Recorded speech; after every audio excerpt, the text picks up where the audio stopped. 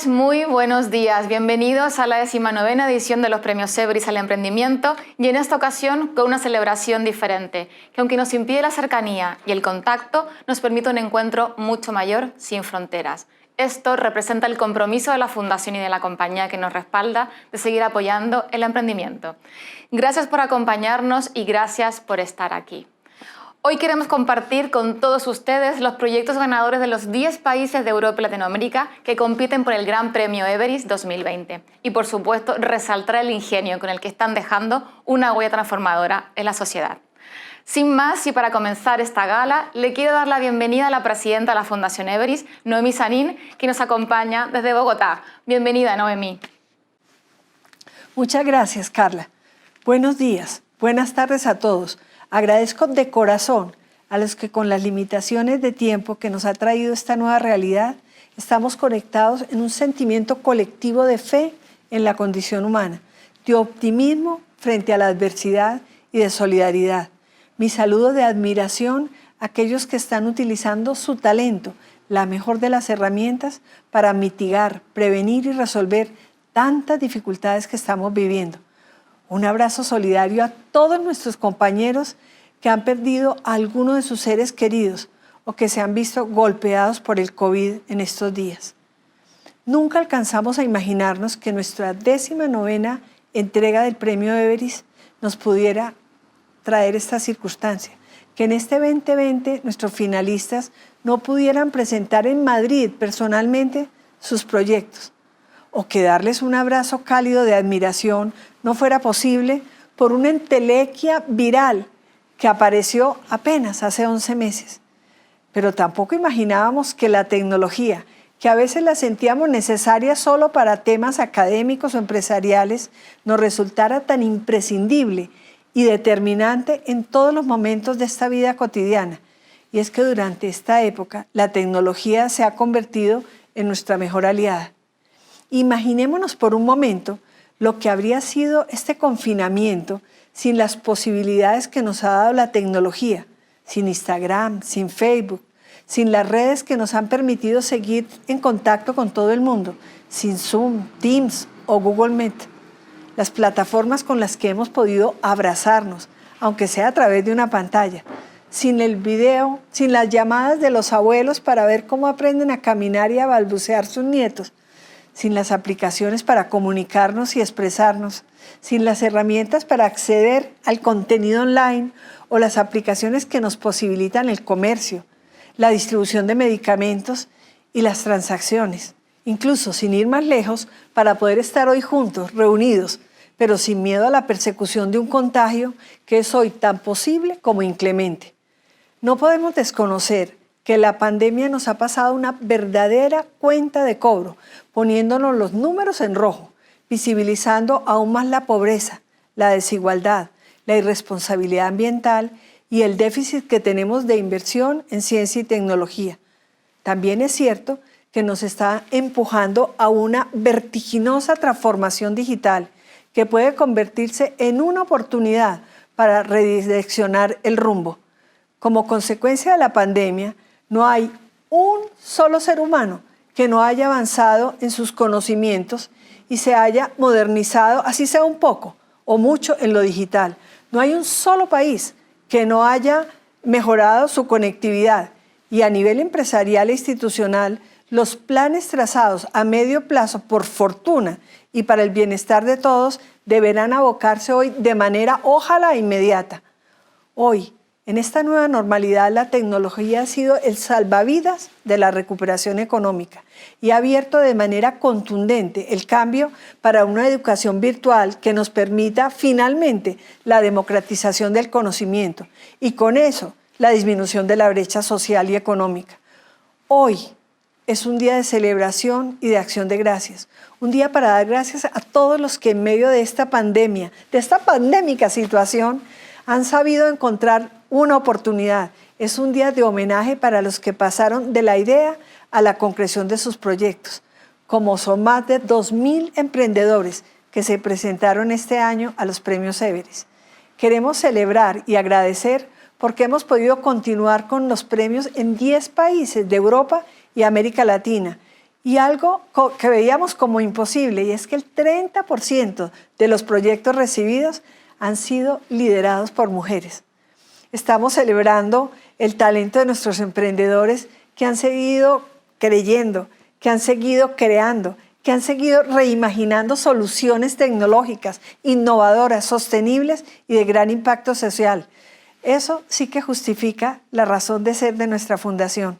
Celebramos y felicitamos a nuestros 10 finalistas por darnos ejemplo e inspiración, demostrándonos que con el trabajo en equipo, la innovación, la audacia, la disciplina, la imaginación, es posible encontrar soluciones. Celebramos además el invaluable aporte de nuestros voluntarios, que son nuestro verdadero patrimonio, porque han hecho posible que la Fundación Everis haya podido adaptarse y reinventarse durante este año.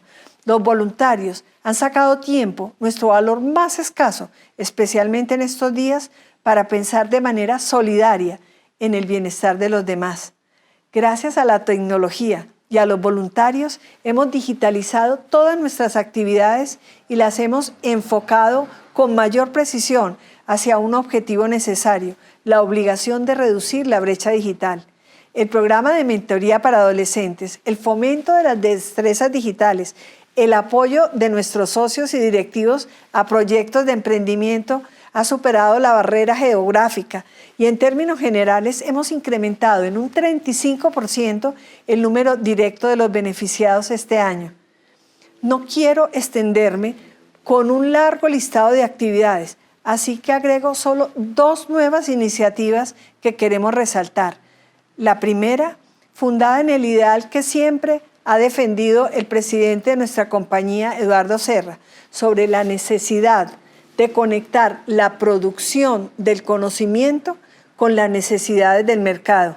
Hemos lanzado un programa de reconversión ligado a la empleabilidad y al trabajo para formar personas sin capacitación académica previa en las tareas de programación que se quedan sin cubrir y que cada vez tienen más demanda en el mercado laboral. La segunda es una iniciativa y una alianza con el Banco Interamericano de Desarrollo, con el BID, para buscar soluciones basadas en blockchain que frenen la violencia contra las mujeres, los niños y las personas mayores. Recibimos más de 50 proyectos y lo mejor, 40 de estos proyectos fueron liderados por mujeres. Sin duda, esto es un hito a celebrar. Y dentro de la lista de motivos de celebración y agradecimiento podría ser este el más importante y el que nos permite estar hoy aquí. Es nuestra compañía que nos respalda. Es Everis que nos permite impulsar iniciativas para mejorar y transformar vidas y así de paso la sociedad. Termino invitándolos a que nos sumemos de manera entusiasta para que esta época no sea de miedo y pesimismo, sino de reflexión y esperanza, y a que nos sintamos felices de trabajar en un sector que lidera con talento, estrategia y tecnología la construcción de un futuro mejor. Muchas gracias. Muchas gracias, Noemí, y ojalá que así sea, que no renunciemos a ser parte de la diferencia. Para continuar con la agenda de hoy, damos la bienvenida al presidente de Everis, Eduardo Serra. Eduardo, bienvenido. Bien hallada, Carla. Bienvenido. Buenos días. Lo primero, quiero agradecer a la presidenta de la Fundación, Noemí Sanín, esta oportunidad de compartir con todos vosotros alguna reflexión breve sobre el significado de estos premios. Decían, y probablemente sea verdad, que es bueno saber de dónde venimos, porque es la mejor manera de intuir hacia dónde vamos. Estos premios de la Fundación Everis nacen por la voluntad del fundador de Everis, Fernando Francés, que quiso hacer una empresa basada en el talento, para el talento y por el talento. Y quería devolver a la sociedad lo que la sociedad le había permitido, que era ni más ni menos que fundar una compañía que hoy agrupa a más de 28.000 personas en 15 países. El talento probablemente se ha convertido en la fuente más importante, no solo de la riqueza, sino también de la fuerza de las naciones. Estos premios quieren retribuir, quieren premiar el talento, el emprendimiento, las características que necesita hoy el mundo. El mundo probablemente está haciendo un cambio de marcha, pasando de tercera a directa. Aumenta la velocidad de todo. Por eso es importante prepararnos para esta nueva velocidad. Si antes era relativamente fácil tener un trabajo a largo plazo, el futuro que viene va a hacer que los trabajos que se tengan serán cortos de duración, serán de corto plazo. Por eso hay que preparar a la gente a que haga emprendimiento, a que cree sus propias empresas, que sean creadores de nuevas fuentes de riqueza. Si eso es así, hay que apoyarse y mucho en la tecnología. Por eso yo creo que estos premios quieren basarse en el talento, en la tecnología y en esa necesidad de crearse cada uno su propia manera de vivir, que es el emprendimiento. Eso es donde estamos hoy. Donde vamos a ir estamos ya a ser parte de una grandísima empresa, una de las más grandes del mundo, que es el grupo japonés NTT, y la empresa que nos tiene directamente es el grupo NTT Data. Por eso quiero agradecer a everis y a NTT Data esta oportunidad para premiar, como digo, a los jóvenes que tienen talento, que el talento se base en la tecnología y que la tecnología, y eso España ha dado algunas lecciones al mundo, que tenga un enfoque ético. Por eso nuestro invitado de este año es una de las mayores autoridades mundiales en que la tecnología esté al servicio del hombre y no al hombre al servicio de la tecnología. Termino ya agradeciendo al equipo de la Fundación, a los que la hacen posible, el equipo de everis. Y para terminar, felicitar a los participantes, a los finalistas y, cuando se sepa, al ganador. Muchas gracias y buenos días. Muchísimas gracias, Eduardo. Y como decías, que el talento se enfoque en la tecnología, pero siempre con un punto ético. Muchísimas gracias por acompañarnos el día de hoy. A ti, Carla, buenos días. Hasta luego. Para profundizar en este tema, nuestro siguiente invitado es una de las voces más reconocidas a nivel mundial en inteligencia artificial centrada en el ser humano. Es filósofo especializado en lógica y ha sido casi por 2 décadas rector de Stanford, universidad que representa la vanguardia en innovación tecnológica y epicentro de toda la explosión de Silicon Valley.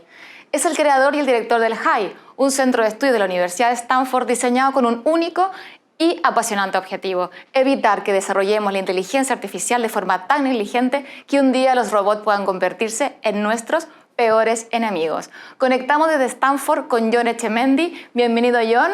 Welcome. First of all, I'd like to say that it's my honor to be speaking at this important event today, and I'd like to thank the Everis Foundation for the invitation. I'll be speaking today about the most profound and consequential technology of the 21st century, artificial intelligence. AI is going to impact every industry and every aspect of life. It's already impacting your life today. That we know. What we don't know is whether the impact will, on balance, be positive or will it be negative. Now, views on this question differ absolutely radically. Some claim that AI will usher in the greatest boom in prosperity ever seen. Others believe that it will result in the end of the human race. Now, this is how extreme the range of views about AI are. Now, first things first, let me begin with some definitions. What is AI? AI is a field of computer science. It was started about 60 years ago. It's a field whose goal is to create artifacts, machines, that can perform tasks that are usually thought to require intelligence. It automates tasks. Now, it's common to distinguish two kinds of AI. On the one hand, there's narrow AI. Narrow AI automates a single task or a single category of tasks. Some examples of narrow AI are the task of playing chess or driving a car, recommending purchases, or for that matter, translating from Spanish to English. General AI, or artificial general intelligence, AGI, is the goal of creating a machine that can perform any task, any intellectual task that a human can perform. For example, an AGI would be able to solve novel problems, learn new concepts, create original works of art or theories. Now, this leads to two perspectives on AGI, which I'll just mention. One is that AGI will give rise to infinite productivity. Now, the reason for that is productivity is a measure of the amount of output, products, goods that are produced by an hour of labor, of human labor. Once we have AGI, there will be no labor required to produce products. And so that would be, in theory, infinite productivity. Now, there's a dystopian perspective on AGI. This is represented by people like Elon Musk and Stephen Hawking, who see AGI as an existential threat. Their reasoning is as follows. When we see narrow AI systems, we find that once they achieve human capabilities, human performance levels in a given task, they soon become better than humans at performing that task. They become faster, more accurate, and just in general, better at doing the task. So, for example, we have examples like the IBM program Deep Blue that ended up beating the grandmasters of chess. And at this point, everyone knows that no human will be able to beat a computer playing chess. AlphaGo does the same thing with the game Go. So according to this perspective, AGI is going to lead not just to something that can match human intelligence, but to superintelligence. Okay, let me say right now that I believe that there's a flaw in that reasoning, but I'm not going to go into that right now because AGI, frankly, is very, very long way away. We are not close to achieving AGI, and we have no clear idea how to get there. We tend to be fooled in our estimate of when AGI will actually come to pass by narrow AI systems' performance on highly constrained tasks like chess and Go, tasks that are hard for us, hard for humans, but where we have had success in creating computers that actually perform better than we do. Often what seems easiest to us is very hard for computers, and what seems hard for us turns out to be relatively easy for computers to achieve. Now, I have a claim that I'm going to make, and that is that we will not achieve AGI until we achieve a thorough, top-down understanding of the human brain. And even then, we may not find a way to achieve AGI. Is it 50 years away? 100 years away? I don't know. But in any event, it's still in the realm of science fiction.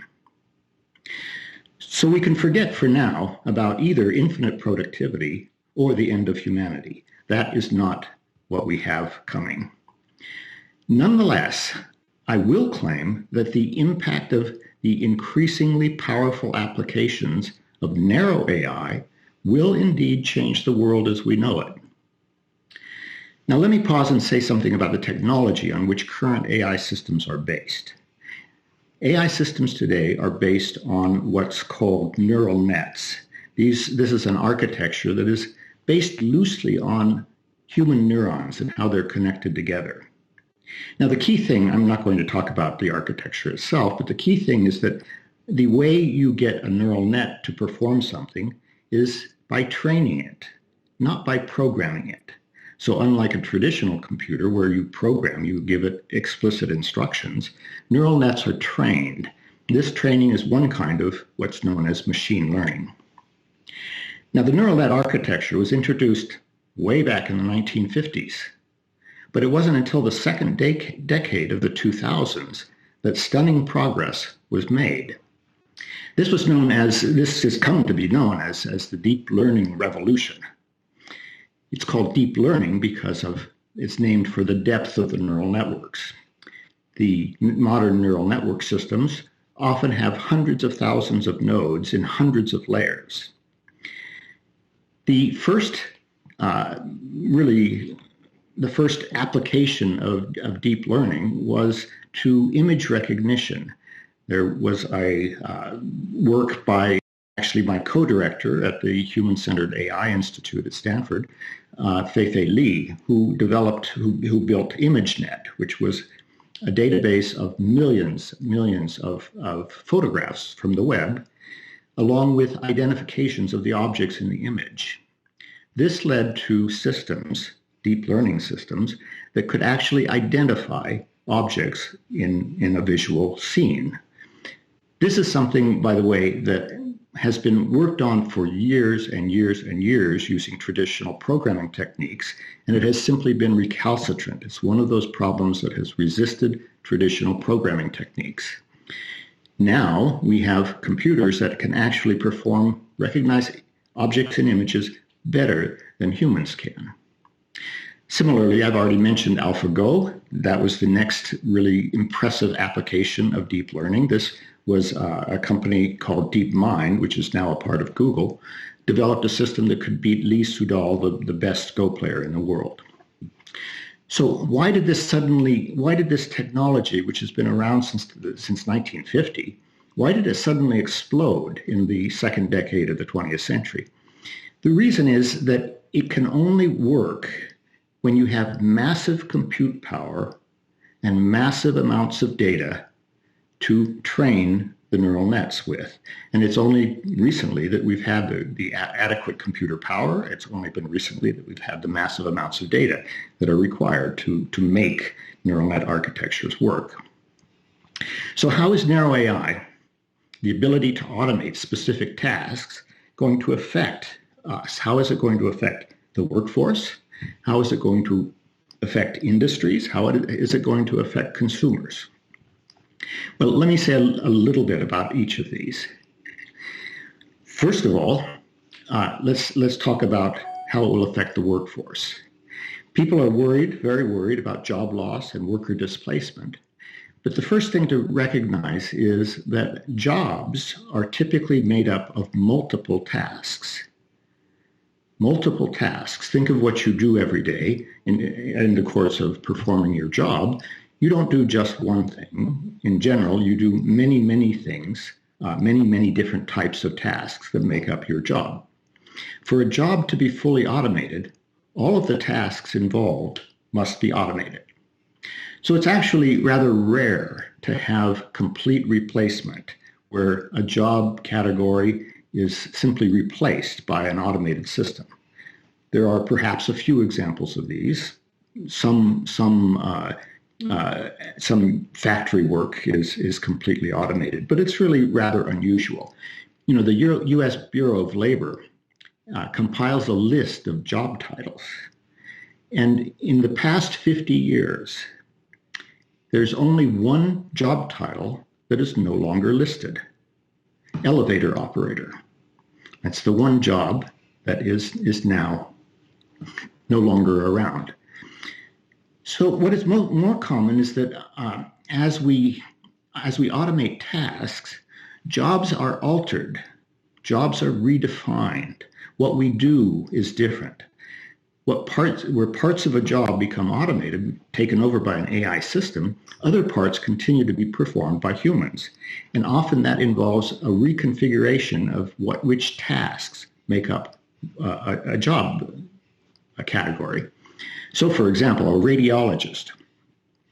I'm sure you've all heard that we now have narrow AI systems that are very good at diagnosing and reading X-rays. So what a radiologist does in 10 years will be very, very different from what a radiologist does today. Frankly, a radiologist today has a job that tends to be rather tedious and rather boring, looking at outputs of X-rays, MRIs, CAT scans, and so forth. And most of them are not particularly interesting. Most of them are negative. But what the radiologist will do in 10 years is the radiologist will be used to interpret the most difficult cases, and the routine cases will be covered by narrow AI systems. But there will still be radiologists. Another example, let me take a few examples of the kinds of reconfiguration that really we've already seen happening. One obvious case is call centers. So call centers where you have telephone operators answering the phone for maybe credit card servicing or help centers. Credit call centers have been made much more productive and will be, as the AI technology improves, will be made more and more productive so that fewer operators can handle more calls.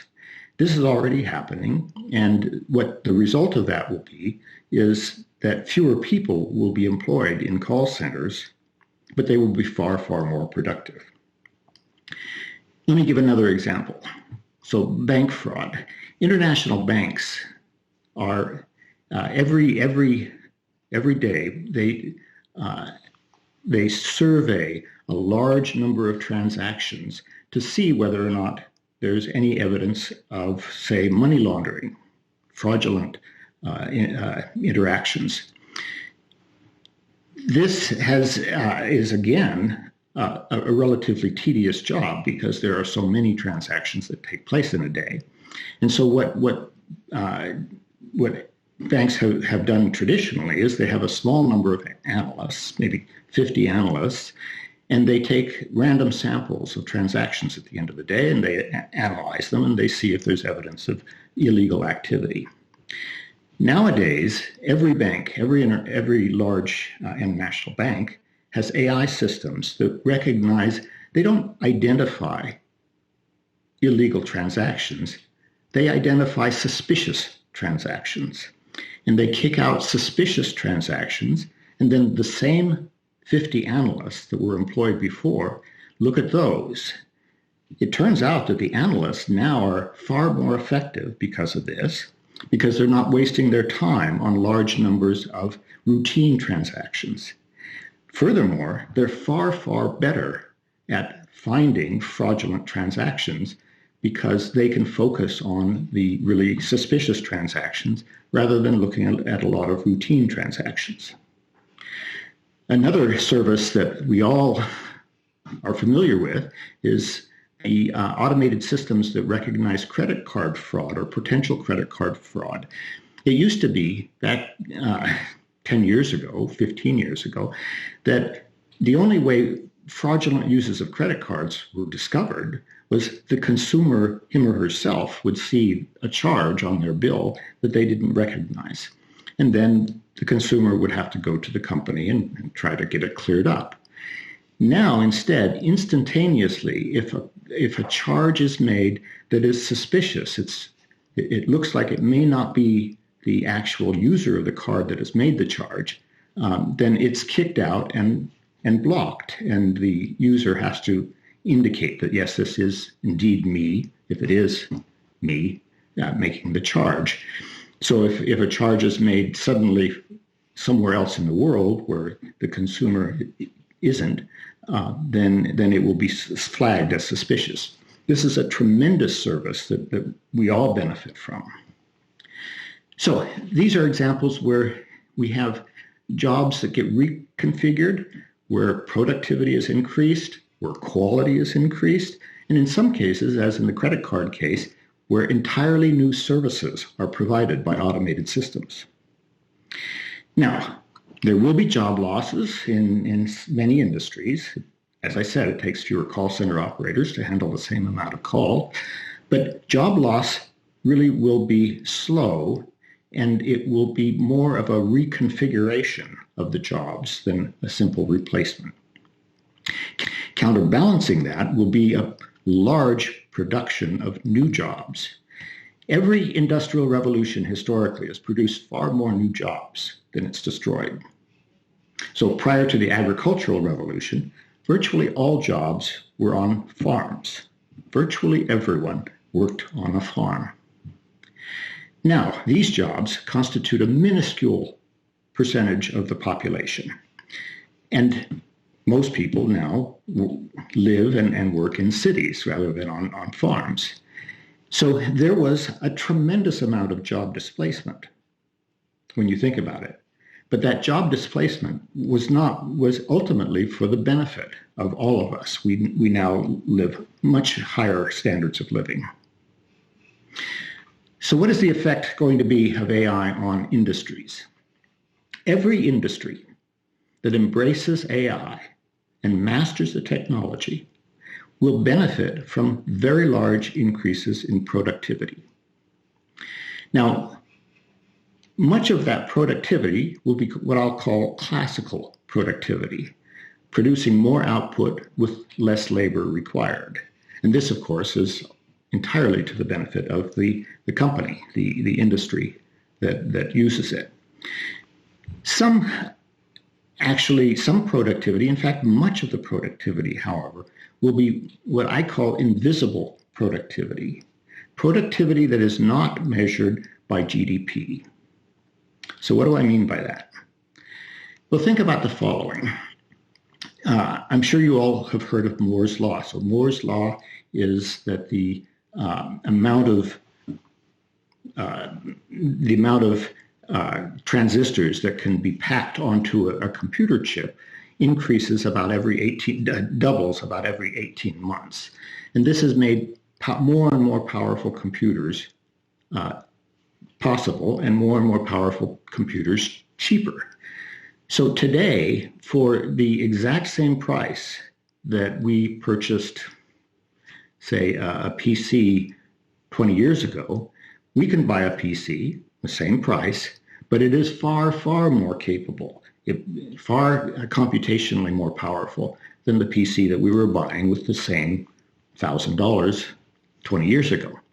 Today, we carry around in our pockets computers that are far more capable than any computer on the face of the earth 50 years ago. So this kind of increase in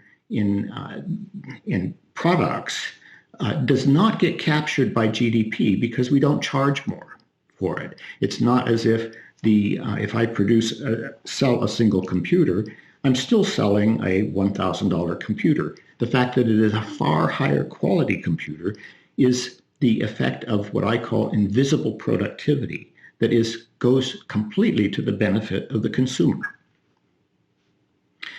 Okay, so let me go to my last question, which was what is the effect going to be on consumers? Well, the impact on consumers, who are ultimately the beneficiaries of increased productivity, both classical productivity and invisible productivity, the impact is that we are going to benefit immensely from cheaper, higher quality products and services, from new services that do not exist now, but will become services that we will be offered, and many will in fact be effectively free. So think, for example, of Google Translate. You can go and use Google Translate to translate from just about any language into any language. And the translations are getting better and better as time goes on, thanks to the use of narrow AI. So far, what I've said is there are a lot of good things that are going to come of AI. Now, is it all good? Is the picture entirely rosy? Not at all. So let me just touch on 3 of the less than rosy aspects of AI. First, I've already mentioned that job disruption will happen. Ultimately, the disruption will be temporary, And in fact, more jobs will be produced than are lost. But it will be disruptive. People will be put out of work, and they will have to either be retrained or they will continue to be unemployed. Society is going to have to adjust to it. But in the long run, over the course of a decade or 20 years, this adjustment will happen, and it will be to the benefit of all. The second question I have is actually to question what I just said. So who will capture the increased productivity? Some of it will be captured by consumers, all consumers. But there's a danger that AI and the new productivity that it brings with it will exacerbate income inequality. Now, the reason for this is because of something that economists talk of, the returns to labor versus the returns to capital.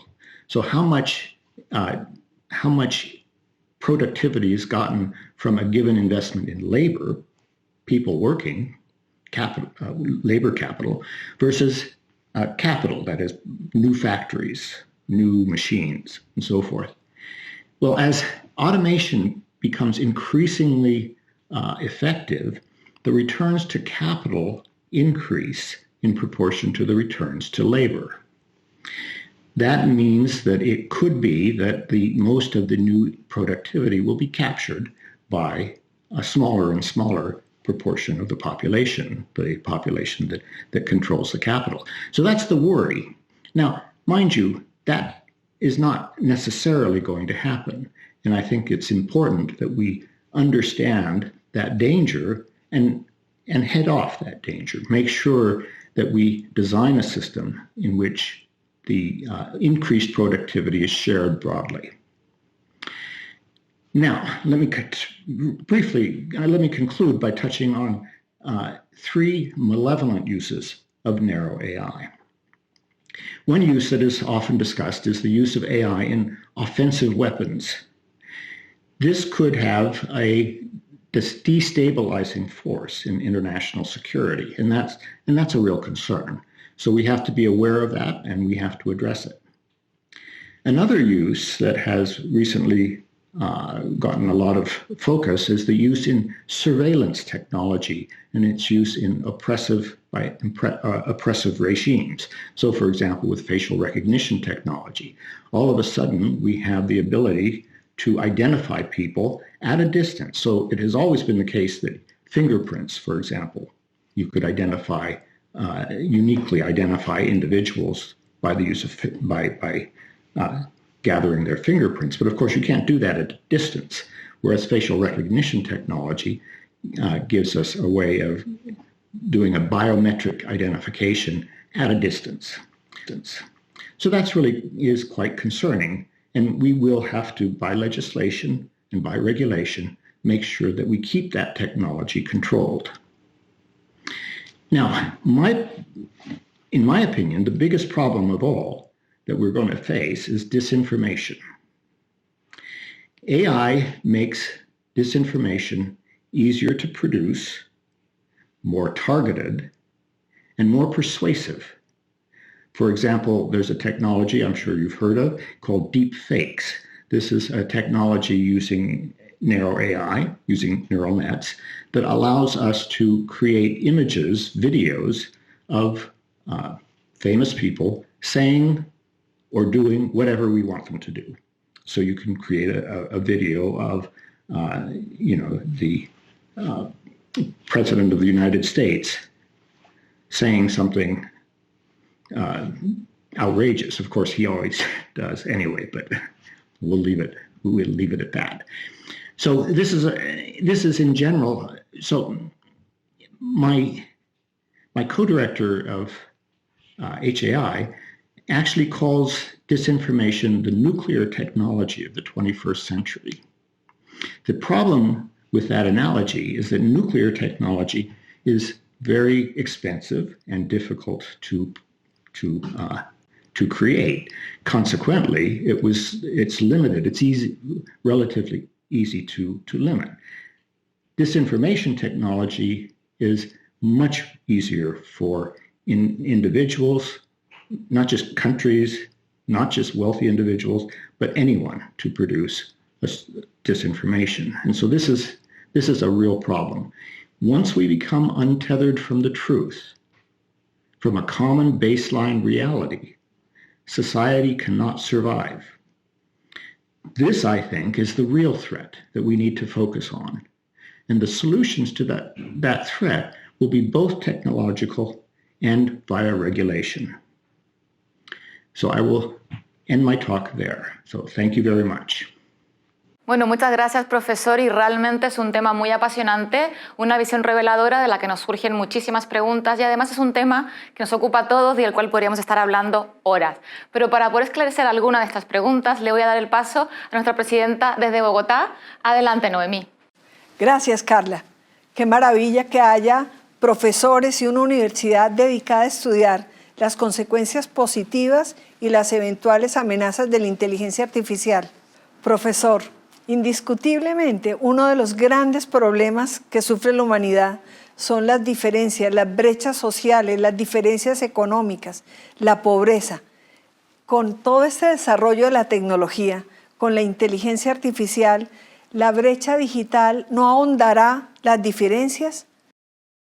So I think, again, I do think that is a legitimate concern, but we have to recognize that the technology will increase productivity immensely. Now, that should be a good. That should be a good so long as we can guarantee that the increased productivity is shared by all. That is, that to a certain extent, everybody benefits from the new products, the new services, the new wealth that is created by this technology.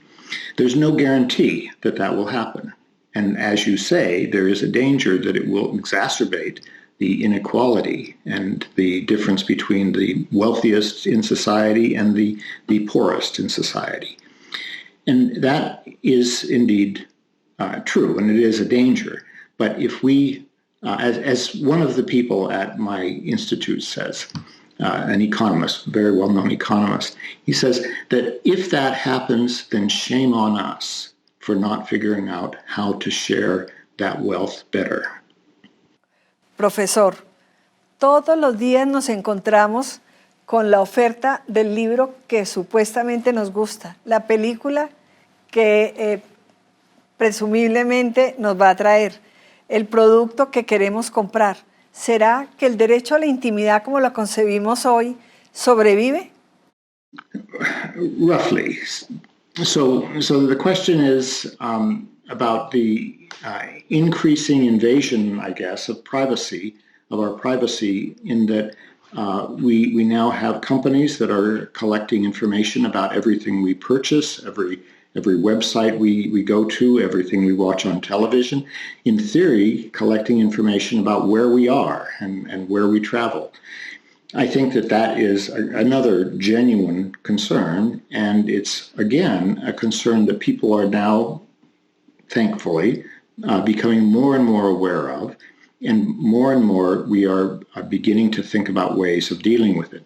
The state, I live in California, and the state of California has introduced some very advanced laws to regulate what technology companies can collect, what kinds of information technology companies can collect, and how they can use that. And I think these are certainly the right way to go. And as that legislation goes into effect, I think it will quickly become very common across the United States, and I think it will become very common throughout the world, actually. So I think that we need to do that. It's something that we ended up letting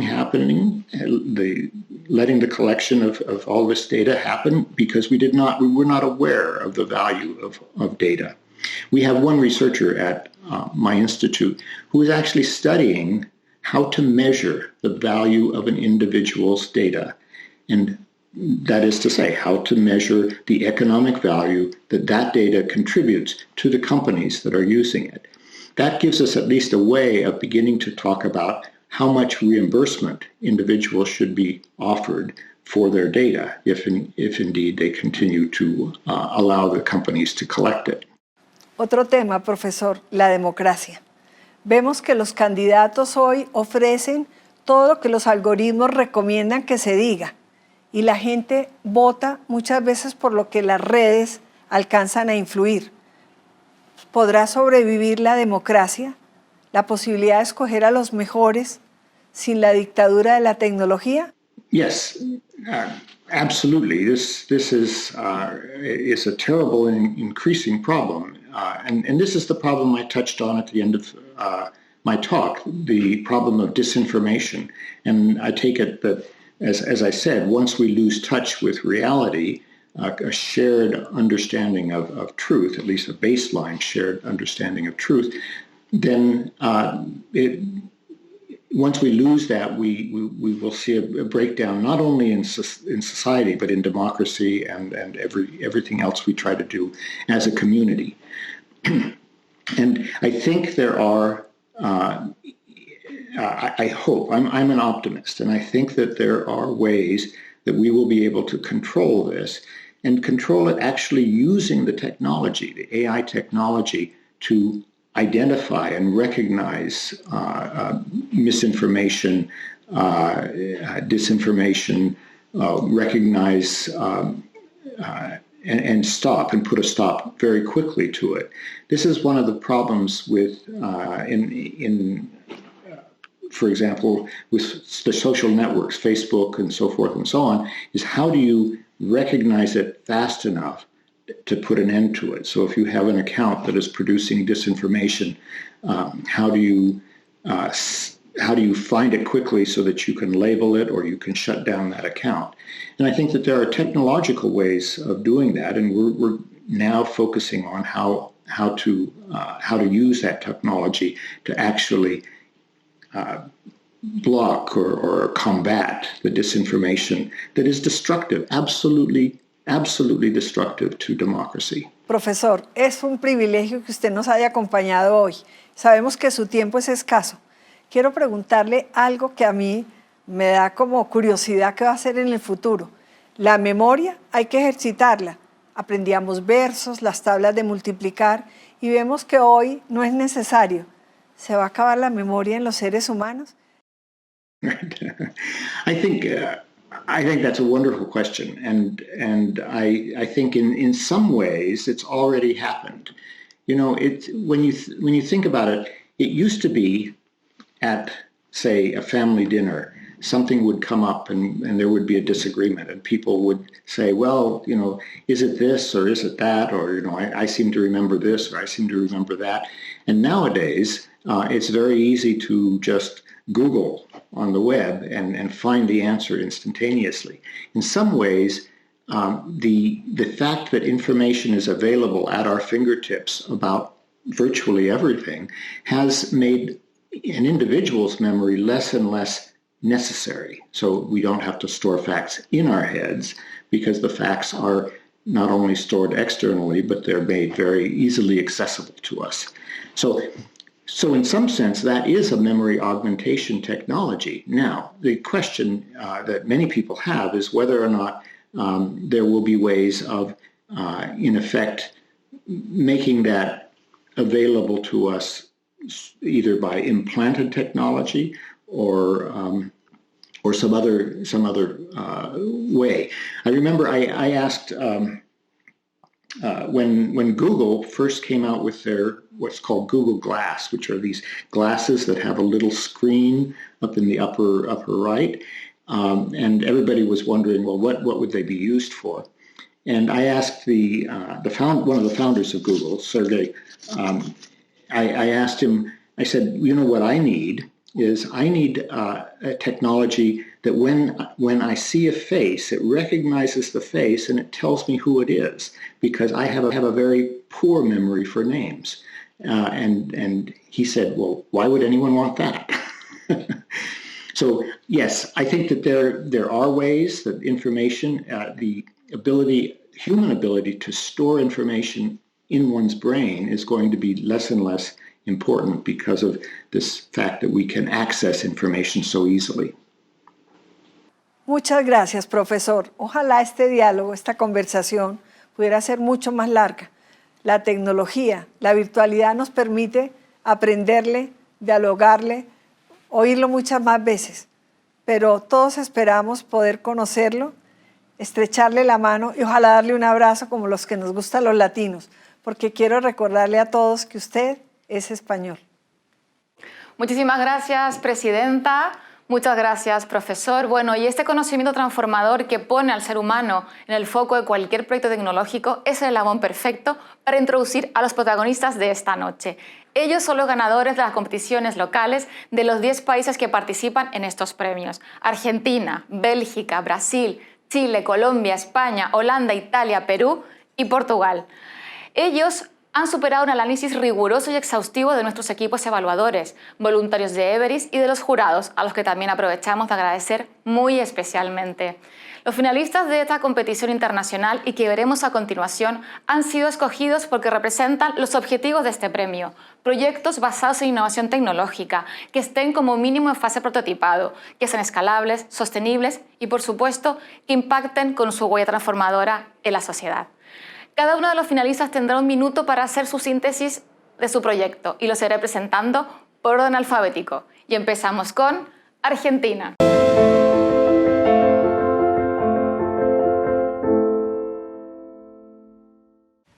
Hi, my name is Nicolas Rosenkovich, and I'm the CEO and co-founder of the Mind Company, where we help people develop new healthy behaviors directly from home. There are billions of people all around the world that struggle with unhealthy behaviors.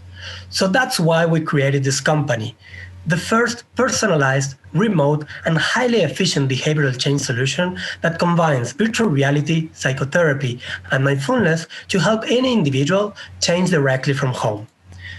We have begun with smoking and validated our technology, conducted clinical trials that it shows result more than 3 times in efficacy than standard intervention. And today, we sell this to corporations, organizations, and health insurance to help their members and affiliate to reduce their health-related costs. More important, we have already helped 2,500 people to overcome their cravings. Join the Mind Company today and start saving lives. Thank you. Muchas gracias, Argentina. Y ahora vamos con Bélgica.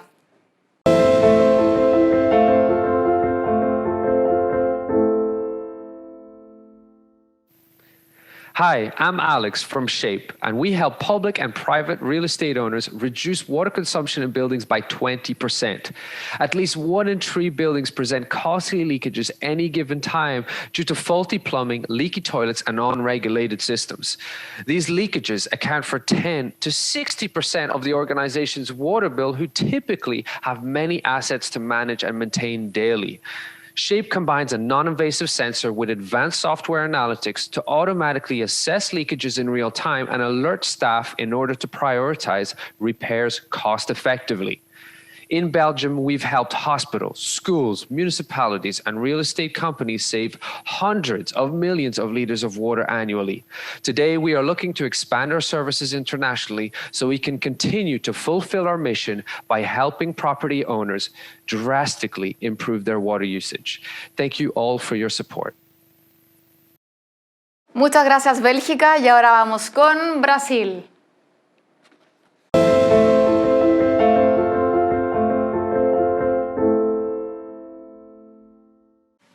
Hello everyone, my name is Raul and I am the founder and CEO of CoreSync, a Brazilian startup that created a solution for fast and accurate infarction diagnosis. We are helping hospitals to deal with one of the deadliest diseases in the world. With a high sensitivity troponin test device that provides an accurate results in less than 10 minutes at the emergency room. The test is quick and easy. The blood sample is collected and inserted into the device that performs an automated test.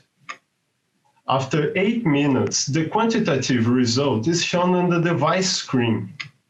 It can also be shown on the computer screen and uploaded to a cloud database, With little more information and a machine learning algorithm, we can provide intuitive dashboard to support clinical decision.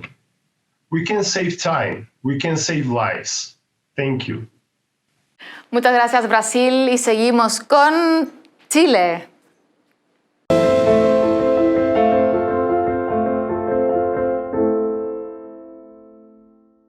¿Sabías que el Foro Económico Mundial en sus últimos estudios destaca la necesidad de nuevos modelos de negocio enfocados en economía circular?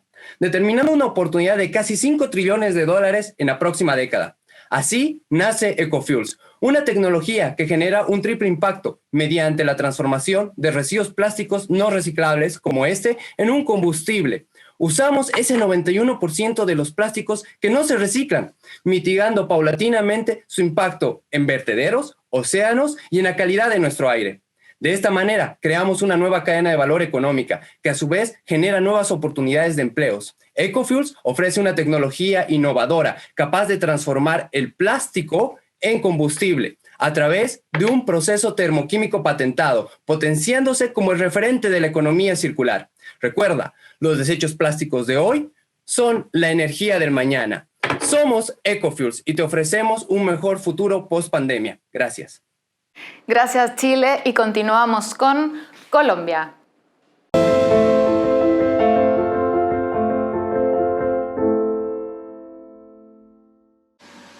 Hola a todos, yo soy Laura Velázquez, soy la cofundadora y presidente de Arcángel AI. Pasa que el 56% de las muertes que hoy suceden en el mundo son a causa de enfermedades que nosotros sabemos curar, pero que simplemente no están siendo detectadas a tiempo. El problema radica en que los sistemas de detección actuales son muy costosos, son poco escalables y requieren de una infraestructura instalada a la que pocos países tienen acceso. Por esta razón, nosotros creamos Arcángel, un software de inteligencia artificial para la detección temprana de enfermedades, que genera resultados 20 veces más rápido, 10 veces más escalable a zonas rurales y no rurales del planeta y 5 veces más económico, manteniendo una precisión superior al 95%. Hace 3 meses lanzamos y ya hemos validado nuestra tecnología con más de 600.000 imágenes diagnosticadas por especialistas, 30 hospitales y 122 médicos, en una población objetivo de más de 5 millones de personas.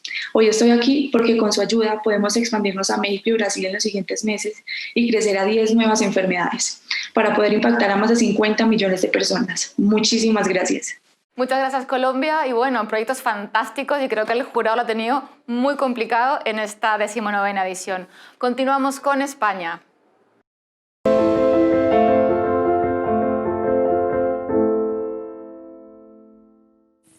Somos Aidoven. Nacimos para reducir las enfermedades cardíacas y la muerte súbita, automatizando la manera en que se diagnostican utilizando inteligencia artificial. Empecemos por el problema. La enfermedad cardiovascular es la primera causa de muerte en el mundo y la que mayor coste supone para el sistema sanitario. He trabajado como cardiólogo muchos años y he visto este dolor de primera mano cada día. El problema real es el tiempo. No existían herramientas de medida apropiadas para resolverlo, por lo que perdía horas cada semana analizando los electrocardiogramas de mis pacientes, tratando de diagnosticar estas enfermedades. Mirando a mi alrededor en el hospital, vi que decenas de médicos lidiaban con el mismo problema. Los médicos europeos dedicamos aproximadamente 1 millón de horas al día a esta tarea repetitiva y tediosa. Para ayudar a solucionar este problema, nos unimos un grupo de personas con experiencia en las mejores instituciones. Nuestra misión y nuestro impacto social nos están permitiendo atraer este talento. Juntos creamos Willem, un software de inteligencia artificial al que estamos enseñando cardiología. Y está funcionando. Lo que hace es lee el electrocardiograma y te da un informe médico con todas las arritmias encontradas. Gracias a España y bueno, ahora seguimos con Europa. Bienvenido, Holanda.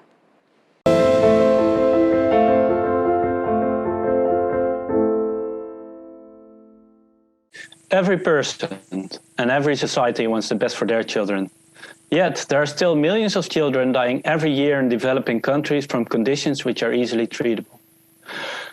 Treatments are available, but the diagnosis comes too late due to a shortage of staff and lack of adequate equipment. At Gold3, we are developing a patient monitoring system that helps to address these challenges.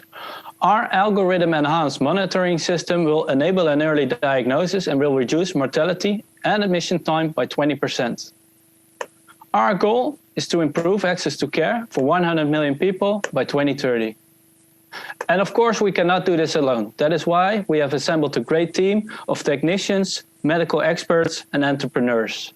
In addition to that, we have secured great partnerships with academic institutes like the Amsterdam Medical Centers and many others. We are Goal 3. Please join our mission because we all health. Muchísimas gracias, Holanda, y además este país es primera vez que participa en los premios Everis. Bueno, continuamos con Italia.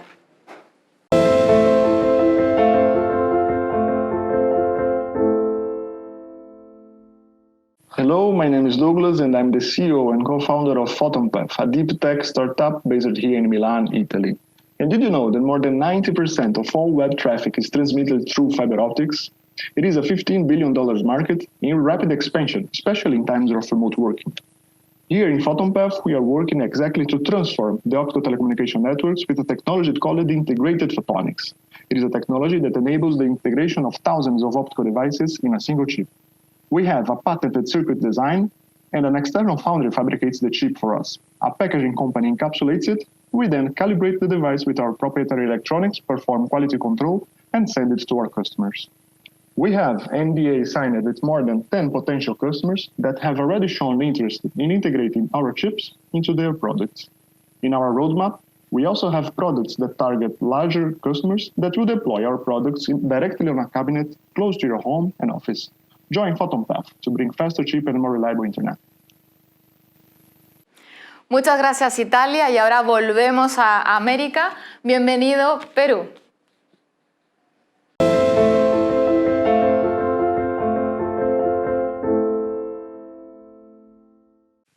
Hola, soy Víctor de Autoresponder y ayudamos a los emprendedores a vender en piloto automático desde su celular. Imaginen por un momento así atendiendo los mensajes de sus clientes. A la fecha contamos con 2,5 millones de usuarios.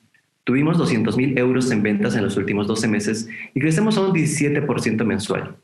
Esto debido a que desde el coronavirus, más de 400 millones de emprendedores necesitaban atender mejor y más rápido por redes sociales.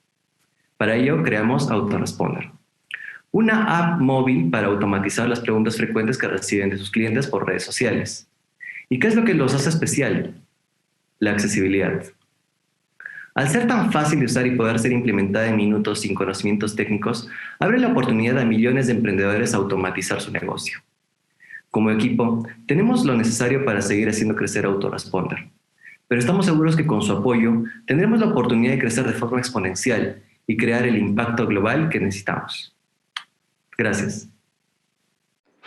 Muchas gracias, Perú, y ahora volvemos a Europa y nos queda el último proyecto del día de hoy. Bienvenido, Portugal.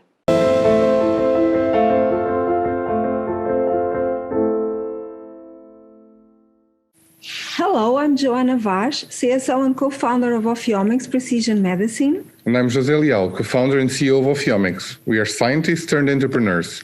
We worked in the precision oncology field for many years, in academia and industry, and together for more than 10 years. In our company, we combine my expertise in cancer genomics and José's expertise in bioinformatics. We develop in vitro diagnostic tools powered by artificial intelligence to tackle liver cancer. Our most mature product is HepatoPredict. It's an in vitro diagnostic tool that is starting clinical trials now. It combines molecular markers with clinical variables using machine learning to select the right patients for the right surgical treatment, including curative liver transplantation. Since liver cancer is the second cause of death from cancer worldwide, HepatoPredict is a solution for a global problem that will save thousands of lives every year. We're aiming for a global market and to turn Ophiomics into the market leader for liver cancer precision medicine. Muchas gracias, Portugal. Y bueno, enhorabuena a todos los proyectos porque realmente son muy, muy buenos. Pero tener proyectos de esta calidad compitiendo por nuestros premios nos entusiasma y nos compromete aún más a seguir apoyando la innovación, el talento y el emprendimiento. Hoy solo uno será escogido, pero todos ya son ganadores. Emprender sabemos que no es fácil y como lo mencionaba nuestra presidenta, en la actitud de los emprendedores está la promesa de este mundo que queremos reimaginar. Para anunciar al ganador y hacer entrega del premio dotado de 60.000 euros a fondo perdido y una mentoría especializada del Grupo Everis valorada en 10.000 euros, invitamos a Kaz Nishihata, vicepresidente ejecutivo de NTT Data, que nos acompaña desde Tokio. Muchas gracias, Kaz, por acompañarnos el día de hoy. Buenos días a todos. Hello, everyone. The award for entrepreneurship that Everest Foundation carries out together in the essence most of the various values that we also share as a company in NT Data Group and as a global society. Entrepreneurship, cooperation,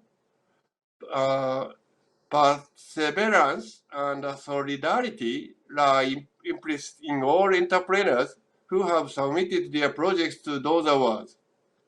And the Everest Foundation, by promoting them, give the opportunity to all the company's teams to voluntarily join in the work that is useful to others. When a group of people bring together their unique worldviews, share their wisdom, and work towards a common goal, the result goes far beyond. In the Everest Awards, the promotion process also includes a training exercise with the mentoring of the most outstanding project. They are essential because they are showing education, the base for the generating well-being in society. Greeting to all those who have supported the realization of those awards. To the entrepreneurs who participated from all countries, and to company teams that are linked as organizer, evaluator, mentor, or jury. Greetings to all who have gathered around innovation and one of the essential tools for creating a most prosperous and harmonious society. Together is how we make innovation happen. Together with each person who dedicated his or her efforts to thinking of technological solutions capable for transforming society. And we have seen a clear example of this today in the 10 finalists of Everest Award. 10 high-impact technology projects with entrepreneurs who have chosen to think about improving our lives. Congratulations to all of them. This year, the Everest Award goes to the project Arcangel AI from Colombia, an artificial intelligence algorithm for the early detection of disease such as COVID-19 or malaria in remote areas, which generate faster, more scalable, more cost-effective results and great accuracy. Congratulations, the entrepreneur Laura Belanquez and all the team that lead the initiatives. Thank you. Gracias.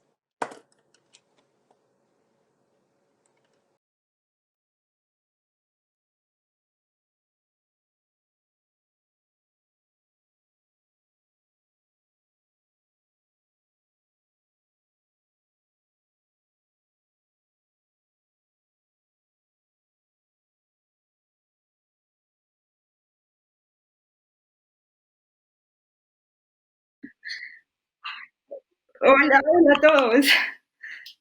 ¿Me escuchan?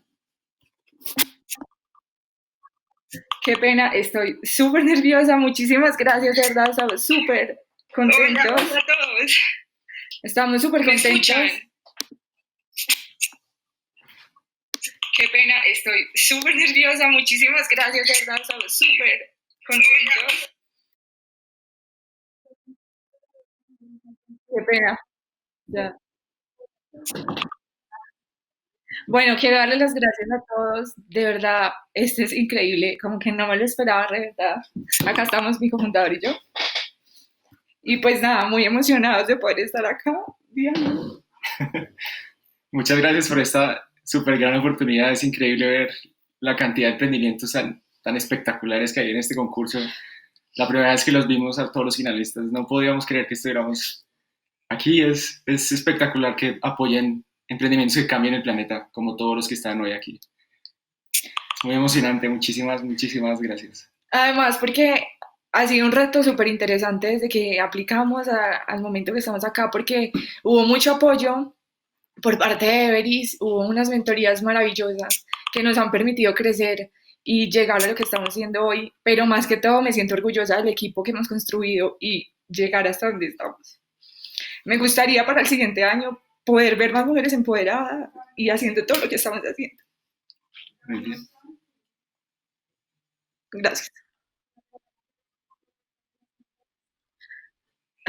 Okay, sorry, but I'm super excited.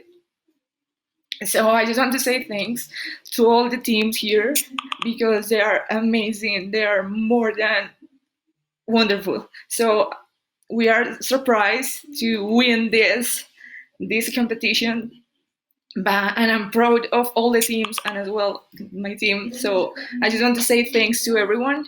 So I'm glad to be part of all the to be part of this amazing competition. So I don't know if you want to say something else. Yes, thank you everyone. This is amazing, and we're really excited to hopefully work with all of you in the future. Special thanks to our team.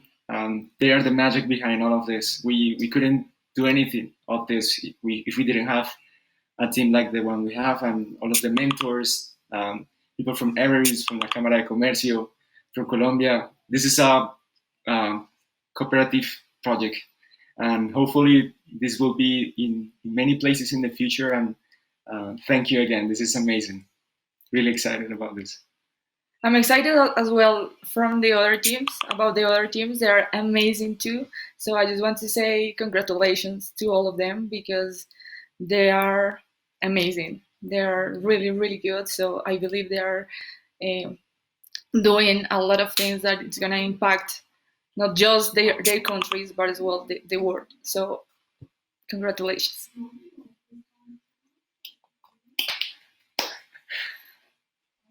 Thank you.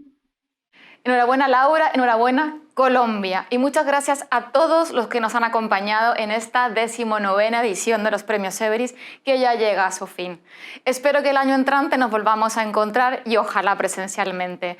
Mientras tanto, sigamos creyendo en el talento, sigamos reimaginando con optimismo soluciones.